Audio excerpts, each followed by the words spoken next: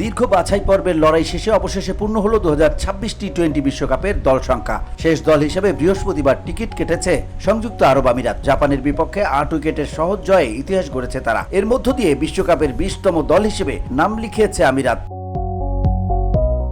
আগামী ফেব্রুয়ারি-মার্চে ভারত ও শ্রীলঙ্কা যৌথভাবে আয়োজন করবে 2026 টি-20 বিশ্বকাপ, যেখানে এবারও থাকবে 20 দল। টুর্নামেন্টের কাঠামো আগের আসরের মতোই 4টি গ্রুপে ভাগ হয়ে প্রতিটি গ্রুপের শীর্ষ 2 দল যাবে সুপার 8-এ, এরপর সেমিফাইনাল ও final.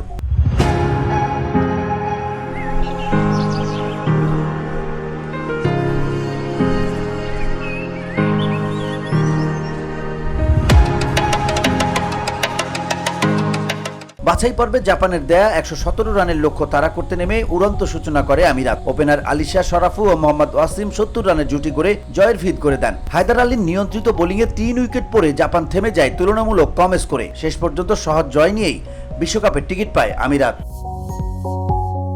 VOD Bangla news desk.